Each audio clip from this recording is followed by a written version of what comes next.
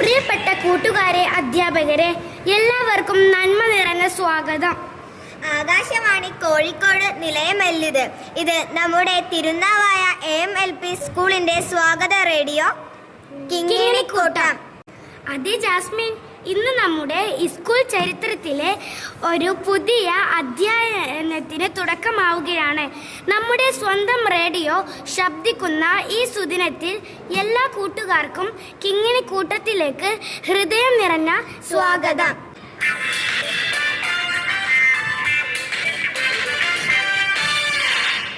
ഞാൻ ഫർഹാദിയ. ഞാനുമുണ്ട് കൂട്ടുകാരെ, നിങ്ങളുടെ സ്വന്തം ജാസ്മിൻ. ഇന്ന് നമ്മുടെ ആദ്യ പ്രക്ഷേപണമാണ്. നമ്മുടെ സ്കൂളിലെ മിടുക്കരായ കൂട്ടുകാരുടെ മനോഹരമായ കലാപരിപാടികളാണ് ഇന്ന് നിങ്ങളെ തേടിയെത്തുന്നത്. ജാസ്മിൻ, നമ്മൾ ആദ്യം എന്താണ് കേൾക്കാൻ പോകുന്നത്? കൂട്ടുകാരോട് പറഞ്ഞാലോ? തീർച്ചയായും. ആദ്യം നമ്മുടെ സ്കൂളിലെയും നാട്ടുവിശേഷങ്ങളും ഉൾപ്പെടുത്തിയ സ്കൂൾ വാർത്തകളാണ്. വാർത്തകൾ വായിക്കുന്നത് നമ്മുടെ പ്രിയ കൂട്ടുകാരി ഫാത്തിമ നസ.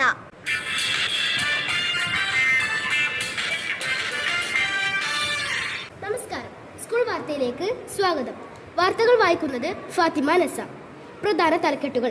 വിദ്യാരംഗം കലാസാഹിത്യവേദിയുടെയും വിവിധ ക്ലബ്ബുകളുടെയും ഉദ്ഘാടനം നടന്നു. ചാന്ദ്രദിനത്തിൽ കുട്ടികളെ കാണാൻ മൂൺമാൻ എത്തി. പഞ്ചായത്തിന്റെ നേതൃത്വത്തിൽ നൽകിയ കളി ഉപകരണങ്ങളുടെ വിതരണം നിർവഹിച്ചു. സ്കൂൾ അസംബ്ലി വിവിധ അവതരണങ്ങളോട് കൂടി നടത്തിവരുന്നു. വാർത്തകൾ വിശദമായി. വിദ്യാരംഗം കലാസാഹിത്യവേദിയും ക്ലബ്ബ് ഉദ്ഘാടനവും നടന്നു. തിരുനാവായ AMLP സ്കൂളിലെ വിദ്യാരംഗം കലാസാഹിത്യവേദിയുടെയും വിവിധ ക്ലബ്ബുകളുടെയും രൂപീകരണവും ഉദ്ഘാടനവും ജൂലൈ 15 നടന്നു. ഗായകനും നടനും ചിത്രകാരനുമായ കൃഷ്ണൻ പച്ചാട്ടിരി ഉദ്ഘാടനം നിർവഹിച്ചു.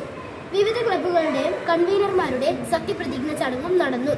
പാട്ടും ചിത്രരചനയുമായി ഉദ്ഘാടനവേദി സജീവമായിരുന്നു. കുട്ടികളുടെ നിറഞ്ഞ സദസ്സും ചടങ്ങിനുണ്ടായിരുന്നു. വിദ്യാരംഗം കലാസാഹിത്യവേദി ഇൻചാർജ് ജിനിഷ ടീച്ചർ സ്വാഗതം ആശംസിച്ചു. SRG കൺവീനർ സൽമാൻ മാസ്റ്റർ ചടങ്ങിന് നന്ദി രേഖപ്പെടുത്തി. ആവേശം വിതറി ചാന്ദ്രദിനാഘോഷം. ഈ വർഷത്തെ ചാന്ദ്രദിനം വിവിധ പരിപാടികളോടെ സ്കൂളിൽ ആഘോഷിച്ചു. സ്കൂൾ അസംബ്ലിയിൽ ചാന്ദ്രസഞ്ചാരിയായ മൂൺമാന്റെ വേഷം ധരിച്ച് സദസ്സിനെ അഭിസംബോധന ചെയ്യുകയുണ്ടായി. ചാന്ദ്രയാത്രയുടെ അനുഭവങ്ങൾ പറയുന്ന അവതരണവും ചടങ്ങിൽ നടന്നു. തുടർന്ന് ചാന്ദ്രദിനവുമായി ബന്ധപ്പെട്ട ചിത്രരചനാ മത്സരങ്ങൾ, ക്വിസ് മത്സരങ്ങൾ, പതിപ്പ് നിർമ്മാണം, റോക്കറ്റ് പ്രദർശനം, ചന്ദ്രയാത്ര ഡോക്യുമെന്ററി പ്രദർശനം എന്നിവ നടന്നു. ശാസ്ത്രമേഖലയിലെ നേട്ടങ്ങളും മികവുകളും കുട്ടികളിലേക്ക് എത്തിക്കാനും ശാസ്ത്ര അഭിരുചി വളർത്താനും ഈ വർഷത്തെ ചാന്ദ്രദിന പ്രവർത്തനങ്ങൾക്ക് കഴിഞ്ഞു. കളി ഉപകരണങ്ങളുടെ വിതരണം നിർവഹിച്ചു. തിരുനാവായ ഗ്രാമപഞ്ചായത്തിന്റെ സഹകരണത്തോടെ സ്കൂളിന് ലഭ്യമായ കളി ഉപകരണങ്ങൾ വിതരണം നിർവഹിച്ചു. Carroms board, badminton, skipping rope, chess board, drawing ring എന്നീ കളി ഉപകരണങ്ങളാണ് കുട്ടികൾക്കായി ലഭ്യമായത്. വളർന്നു വരുന്ന കുട്ടികളിൽ കായികശേഷി വികാസത്തിനും കായിക മേഖലയിലെ പ്രോത്സാഹനത്തിനും ഉതകുന്ന രീതിയിലുള്ള സമീപനമാണ് പഞ്ചായത്തിൽ നിന്നുണ്ടായത്. മാതൃകാപരമായി സ്കൂൾ അസംബ്ലി.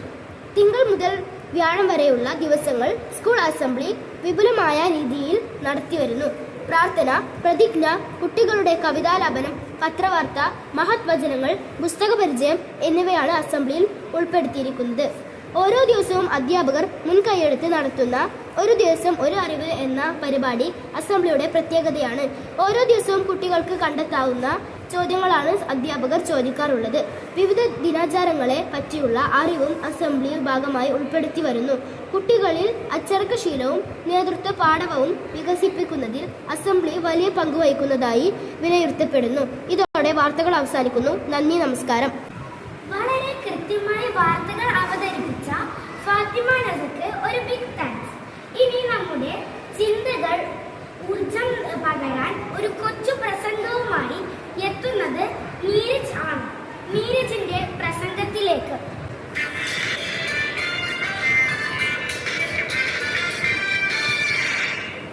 എല്ലാ പ്രിയപ്പെട്ട കൂട്ടുകാർക്കും അധ്യാപകർക്കും നമസ്കാരം. ആഗസ്റ്റ് 6 മനുഷ്യ ചരിത്രത്തിലെ ഏറ്റവും കറുത്ത ഏടുകളിൽ ഒന്നായ ഹിരോഷിമ ദിനം. 1945 ആഗസ്റ്റ് 6 രണ്ടാം ലോക മഹായുദ്ധത്തിന്റെ അവസാന ഘട്ടത്തിൽ അമേരിക്ക ജപ്പാനിലെ ഹിരോഷിമ നഗരത്തിൽ ലിറ്റിൽ ബോയ് എന്ന പേരിട്ട അണുബോംബ് വർഷിച്ചത്. അതിൻ്റെ ഭീകരതയിൽ നിന്ന് ലോകം ഞെട്ടിമാറും മുമ്പേ 3 ദിവസങ്ങൾക്ക് ശേഷം ആഗസ്റ്റ് 9 ഫാറ്റ് മാൻ എന്ന മറ്റൊരു അണുബോംബ് നാഗസാക്കിയിലും വീണു. സെക്കൻഡുകൾക്കുള്ളിൽ ലക്ഷക്കണക്കിന് മനുഷ്യജീവനുകളാണ് ചാരമായി മാറിയത്. ബോംബ് വീണ നിമിഷത്തിൽ മരിച്ചവർക്ക് പുറമെ അതിൻ്റെ പ്രസരണശേഷിയുള്ള റേഡിയേഷൻ മൂലം തലമുറകളോളം വൈകല്യങ്ങളും രോഗങ്ങളും നേരി ജീവിക്കേണ്ട വന്ന ഒരു വലിയ ജനവിഭാഗം അവിടെയുണ്ടായി. സഡാക്കോ സസാക്കി എന്ന പെൺകുട്ടിയും അവൾ ഉണ്ടാക്കിയ 1000 കടലാസ് കൊക്കുകളും അണുബോംബിന്റെ ദുരന്ത മുഖത്തെ സമാധാനത്തിന്റെ വലിയൊരു പ്രതീകമായി ഇന്നും ലോകമെമ്പാടും ഓർക്കപ്പെടുന്നു. ഇനി ഒരു യുദ്ധം വേണ്ട, അണുവായുധങ്ങളില്ലാത്ത ഒരു ലോകം വേണം എന്ന വലിയ സന്ദേശമാണ് ഓരോ ഹിരോഷിമ നാഗസാക്കി ദിനവും നമ്മെ ഓർമ്മിപ്പിക്കുന്നത്. യുദ്ധങ്ങൾ എപ്പോഴും നൽകുന്നത് കണ്ണീരും നാശവും മാത്രമാണ്. സ്നേഹത്തിലൂടെയും സഹനത്തിലൂടെയും മാത്രമേ ലോകത്ത് സമാധാനം പുലർത്താൻ സാധിക്കൂ. വരൂ കൂട്ടുകാരെ, ആയുധങ്ങളില്ലാത്ത സ്നേഹവും സമാധാനവും നിറഞ്ഞ നല്ലൊരു നാളിലേക്കായി നമുക്ക് ഒരുമിച്ച് കൈകോർക്കാം. നന്ദി, ജയ് ഹിന്ദ്. വാ, മികച്ചൊരു പ്രസംഗം തന്നെ ആയിരുന്നു അത്. ഇനി നമുക്ക് ഇന്നത്തെ ദിവസത്തെക്കുറിച്ച് ചിന്തിക്കാൻ പ്രചോദനം നൽകുന്ന ഒരു ചിന്താവിഷയവുമായി വരുന്ന ഗൗരി വന്ദനയാണ്. ഗൗരി വന്ദനയെ കേൾക്കാം.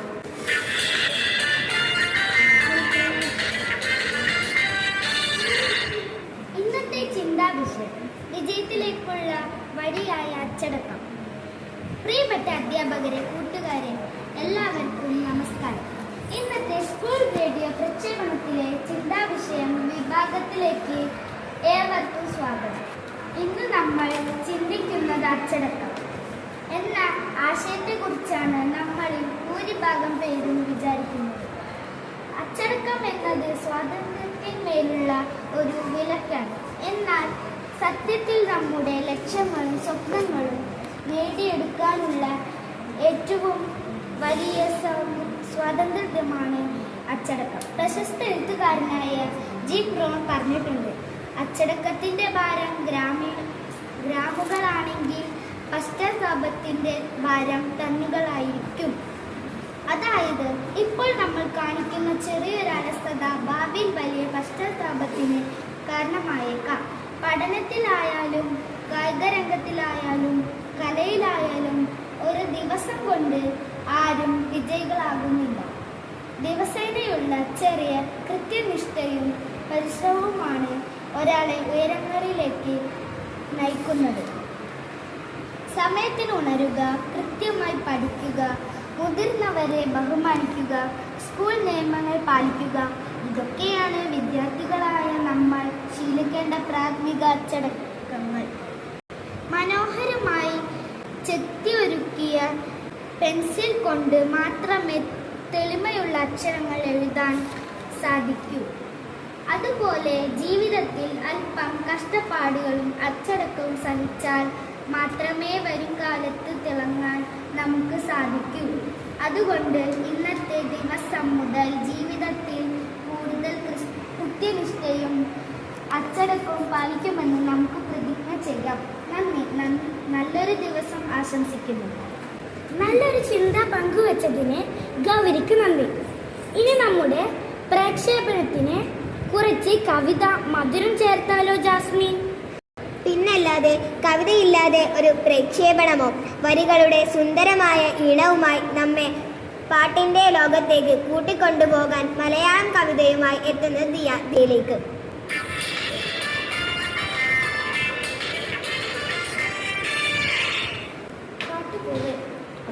ചിതറിത്തെറിക്കുന്ന ചിന്തകളിലെപ്പോഴും നിന്റെ ഈ പുഞ്ചിരിയൊന്നു മാത്രം.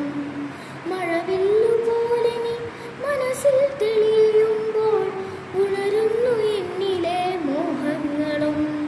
ചിതറിത്തെറിക്കുന്ന ചിന്തകളിലെപ്പോഴും നിന്റെ ഈ പുഞ്ചിരിയൊന്നു മാത്രം.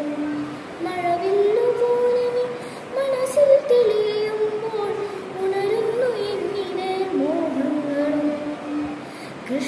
തുളസി കതിർത്തുമ്പ മോഹിക്കും നിന്റെ വാർമുടിച്ചുരുളിലെത്താൻ പൂജക്കെടുക്കാത്ത പൂവായ ഞാനും മോഹിച്ചിരുന്നു നിന്നരികിലെത്താൻ മണമില്ല മധുവില്ല പൂജക്കെടുക്കില്ല താനേ വളർന്നൊരു കാട്ടുപൂവാണ് ഞാൻ വിടരും മുൻപേ പൊഴിയുന്ന ഇതിലുള്ള പൂജക്കെടുക്കാത്ത കാട്ടുപൂവാണ് ഞാൻ ഇഷ്ടമാണെന്നു ചൊല്ലുവാൻ വേണ്ടി നിത്യവും നിന്നുമ്പിലെത്തിടുമ്പോൾ നിന്നെ കൊലൂസിന്റെ നാദങ്ങളിൽ ഞാൻ താനെ മറന്നു നിന്നിടുന്നു ഒന്നും പറയാതെ അറിയാതെ പോയിടുന്നു ഇഷ്ടമല്ലെന്നൊരു വാക്കു നീ ചൊല്ലിയാൽ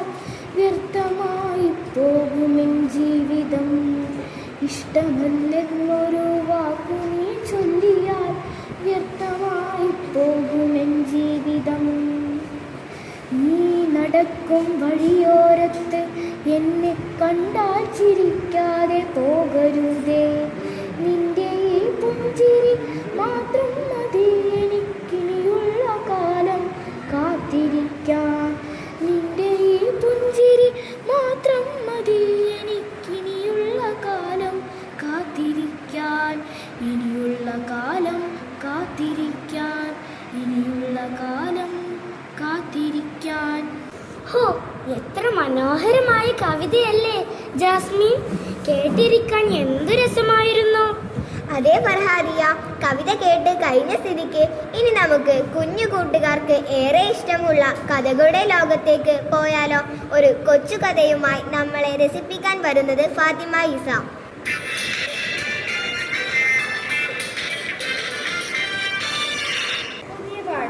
ഒരിക്കലൊരു മുയലുകൾ യോഗം ചേർന്ന് എല്ലാവർക്കും ഒരു കാര്യമേ പറയാനുണ്ടായിരുന്നുള്ളൂ.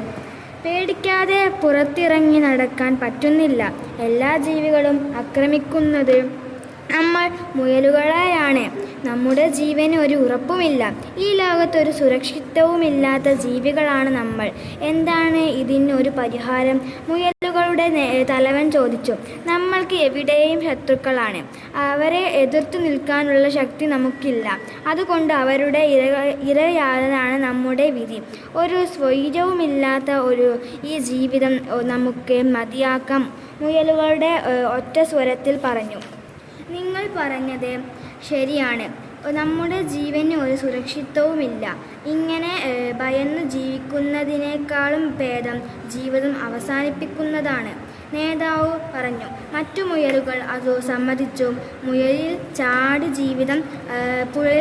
ജീവിതം അവസാനിപ്പിക്കാൻ തീരുമാനിച്ച മുയലുകൾ കൂട്ടത്തോടെ കാട്ടിലെ പുഴയുടെ അരികിലേക്ക് ചെന്ന് പുഴക്കരയിൽ കുറേ തവളകൾ വിശ്രമിക്കുന്നുണ്ടായിരുന്നു.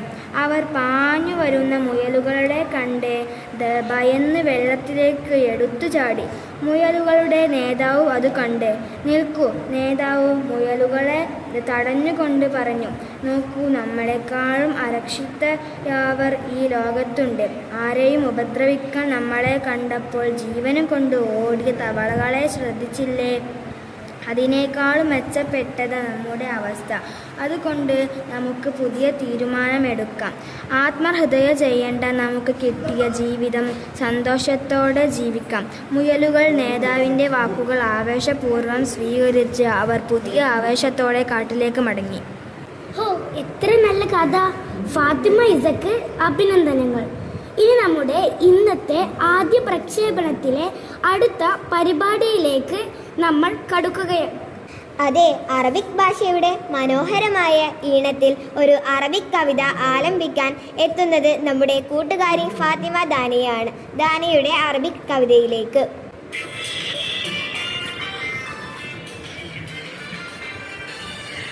ഫിൽ ബിഅത്തി സലീമത്തി ഹയാതുനൽ കരീമത്തു വറാഹത്തുൽ അമീമത്തു വൽ ബഹജത്തുൽ അലീമത്തു മിൻ ആഫത്തിൽ കുമാമത്തി വൽ ആദത്തിൽ ദമീമത്തി ഫഅൻതുമു ബാനുഹ വഹിയ ബികും റഹീമത്തു. കേൾക്കാൻ ഏറെ ഇമ്പമുള്ള അറബിക് കവിത അവതരിപ്പിച്ച ഫാത്തിമ ദാനിയക്ക് അഭിനന്ദനങ്ങൾ. അടുത്തതായി നമുക്ക് വ്യത്യസ്തമായി ഒരു ഹിന്ദി കവിത കേട്ടാലോ? ഫാത്തിമ സ്വൽഹ, വേദ്യ, ദിയ എന്നിവരാണ് അവതരിപ്പിക്കുന്നത്.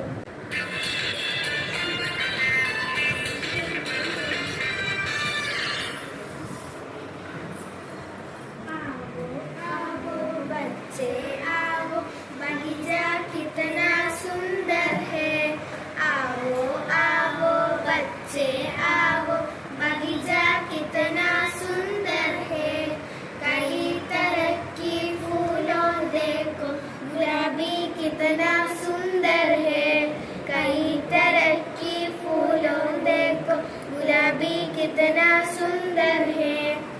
അതെ, അങ്ങനെ നമ്മുടെ കിങ്ങിണി കൂട്ടത്തിന്റെ ആദ്യ പ്രക്ഷേപണം ഇവിടെ പൂർണ്ണമാവുകയാണ്. കേട്ടിരുന്ന എല്ലാ അധ്യാപകർക്കും കൂട്ടുകാർക്കും ഒരുപാട് നന്ദി. പുതിയ വിശേഷങ്ങളുമായി കൂടുതൽ നല്ല പരിപാടികളുമായി നമ്മൾ വീണ്ടും കണ്ടുമുട്ടും. അതുവരെ ബൈ ബൈ. എല്ലാവർക്കും നല്ല